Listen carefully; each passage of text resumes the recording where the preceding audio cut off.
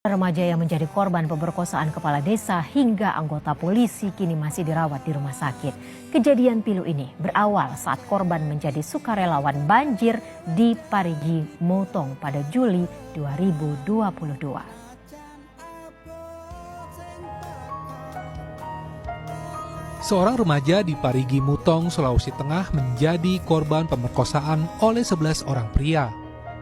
Pelaku terdiri dari kepala desa, guru, hingga polisi.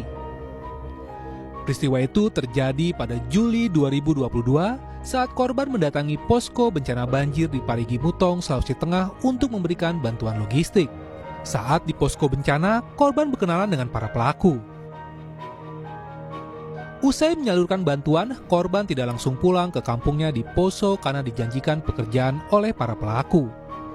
Korban dijanjikan bekerja di rumah makan. Mulai saat itu, satu persatu dari 11 pelaku melakukan pemerkosaan kepada korban dengan berbagai modus. Termasuk menawarkan korban narkoba jenis sabu dan mengancam korban dengan senjata tajam. Tak tahan dengan aksi bejat para pelaku, korban memberanikan diri untuk menceritakan peristiwa yang dialaminya kepada orang tuanya di Januari 2023. Usai mendapat laporan dari anaknya, orang tua korban melaporkan kejadian itu ke Polres Parigi Motong.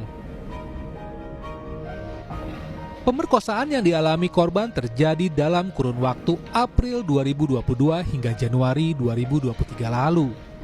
Sebanyak 10 dari 11 pelaku telah ditetapkan sebagai tersangka, 5 diantaranya ditahan di Polres Parigi Motong, sedangkan 5 lainnya belum dilakukan penahanan. Sementara satu pelaku yang merupakan anggota BRIMOB belum ditetapkan sebagai tersangka. Dengan alasan polisi akan melakukan pendalaman terhadap keterlibatan anggota BRIMOB tersebut. Tim Liputan, Kompas TV. Saudara, untuk mengetahui lebih jelas mengenai peristiwa pemerkosaan terhadap remaja perempuan di Parigi Motong sudah bergabung bersama kami Kombes Joko Winartono, Kabid Humas Polda Sulawesi Tengah. Selamat sore Pak Kombes. Selamat sore Mbak Ipon. Pak, benar tidak sih Pak salah satu anggota polisi diduga terlibat dalam kasus pemerkosaan ini? Jadi kalau dari kronologis cerita bisa sampaikan dari bulan Mei 2022 sampai dengan Januari 2023, korban mengalami pelecehan dari para tersangka. Kemudian terungkapnya peristiwa berawal dari korban merasa sakit perut dan dibawa ke rumah sakit oleh orang tuanya. Nah, di saat di rumah sakit tersebut, korban menyampaikan kepada orang tuanya bahwa telah melakukan beberapa kali hubungan layaknya suami istri. Dengan kejadian tersebut, pihak keluarga, dalam hal ini orang tua, langsung melaporkan ke Polres Parigi Motong. Mendapat laporan, Polres Parigi Motong melakukan penyelidikan. Setelah melakukan penyelidikan, kita memeriksa 6 saksi. Dari 6 saksi tersebut muncul 5 orang nama, sesuai dengan apa yang disampaikan korban.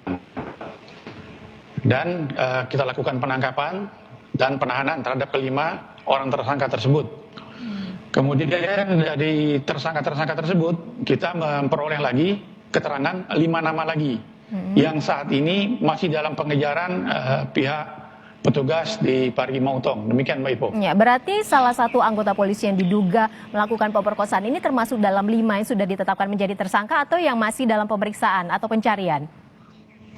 Yang oknum yang dimaksud ini sementara posisinya dijadikan saksi untuk sementara, untuk kita mendapatkan informasi atau keterangan lebih lanjut, karena informasi yang kita dapat baru dari saksi korban mengatakan bahwa oknum petugas ini yang salah satu yang melakukan hubungan suami istri dengan korban. Berarti statusnya masih saksi ya Pak, belum menjadi tersangka ya? Belum Mbak, belum menjadi tersangka, masih saksi. Jadi kita memerlukan alat bukti lain atau pendalaman terhadap tersangka yang kita kejar ini nanti.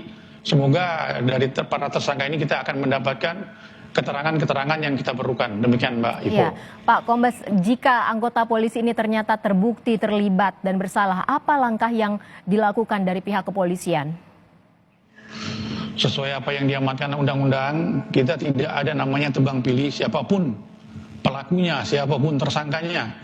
Hukum tegak lurus. Tidak ada namanya kita pilih kasih, tetap kita laksanakan, kita perlakukan seperti tersangka-tersangka yang lain. Seperti yang disampaikan oleh Bapak Kapolda dalam hal ini, kita dalam hal ini harus profesional, proporsional, terpercaya dan akuntabel, Mbak. Iya, Pak tadi sempat menyebutkan masih membutuhkan satu alat bukti untuk kembali mencari pelaku lainnya karena baru 5 yang dijadikan tersangka. Alat bukti apa yang dibutuhkan polisi saat ini untuk mengejar pelaku lainnya? Kalau untuk pelaku lainnya yang 5 ini sudah memenuhi, Mbak. Jadi kita sudah tinggal melakukan penangkapan terhadap ke-5 orang ini, Mbak.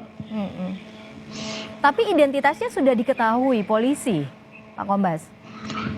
Untuk identitas masing-masing tersangka udah kita kantongi, Mbak. Jadi tinggal kita melakukan penjemputan, penangkapan terhadap ke-5 orang ini. Pak, ke-10 pelaku ini siapa saja, Pak? Mulai dari yang sudah ditetapkan tersangka sampai yang belum ditahan. Katanya semua ini adalah relawan. Ada yang berprofesi sebagai kepala desa, ada juga anggota polisi, ada guru. Siapa saja sebenarnya, Pak, para pemerkosa yang diduga memperkosa remaja perempuan ini? Jadi para tersangka terdiri memang berbagai macam profesi. Salah satu adalah kepala desa, kemudian guru, kemudian yang lain berprofesi sebagai wira swasta. Bagaimana? Jadi perlu kami jelaskan sedikit terkait dengan kasus ini, Mbak Ipo.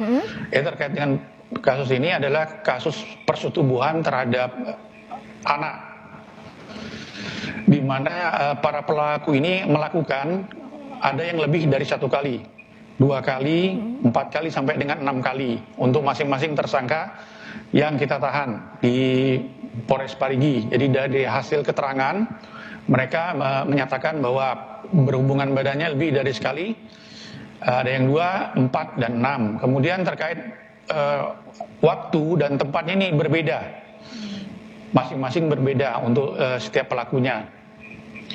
Bahkan dari salah satu pelaku juga pernah dilakukan di dalam mobil.